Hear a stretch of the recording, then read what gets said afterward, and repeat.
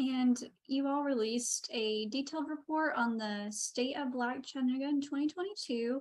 How are you using that information to help Chattanooga move forward? Yeah, so coming from a world of education, where we look at a lot of data on student progress and success and outcomes, and also previously working in policy, when I learned that the National Urban League was producing a State of Black America, our team, we really looked at what would that look like for Chattanooga to be able to pull that off. So our very first one was launched last year. And really what we found was an alignment with the new empowerment center model. So we use the data not only to inform the community, there are lots of employers who have used some of the information and data in their planning, other nonprofits. We did a road show right after the release where I went to speak to the Kiwanis Club and other, civic groups and churches and nonprofit boards and their leaders, because data helps to tell a story, but it can also be used to inform where those gaps are in our community and how should we be helping those who are being impacted by what we see and what we know. And so that was a 6-month study process, but then putting it together a couple more months after that. So we use it every day. I mean, as we're talking to people about some of the needs in the community, I know the mayor took a look at it as he was putting together kind of what his initiatives would be for communities of color.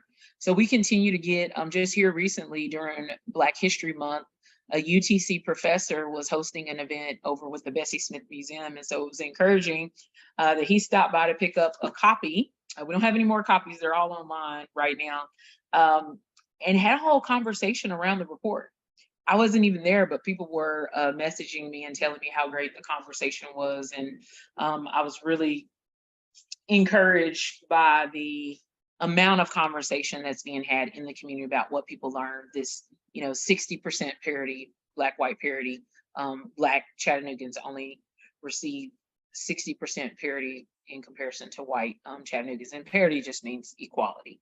And then we looked at a couple of areas: educational outcomes, economic outcomes, and health outcomes, which is the area that you focused on. And then under economic, it was workforce and small business. And so looking at the kind of the hardcore numbers around what are those outcomes for people of color compared to non people of color, which would be our white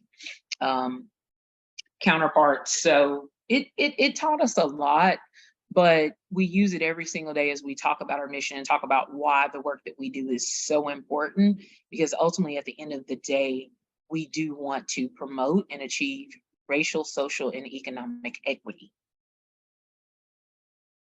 Yeah, and that's great that Mayor Kelly stopped by and wanted to take a look at that and how he could better help Yeah, he Chattanooga. came to the event, so that it was good to see Yeah. him there, and hearing some of his planning. And I'm pretty sure the county paid close attention. We made sure that all of the county commissioners got an electronic copy of that as well. So that report is for the community. It's not just for the Urban League. We put it out there, spend the time, pulling the data. The school system, we did a presentation with some of their leaders, but the report is for the community.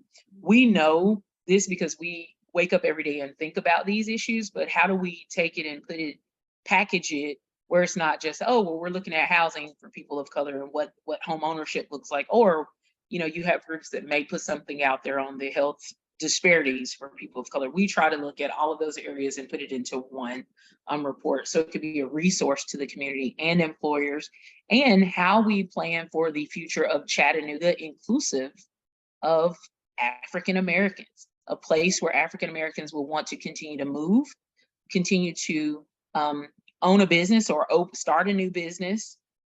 So I think it's bigger than a policy report that looks at some of the levers that we need to move to help achieve this parity that we talk about in our report, but it's really a look towards the future for a Chattanooga that will be inclusive, and we have outcomes that people can be proud of for all people in our community.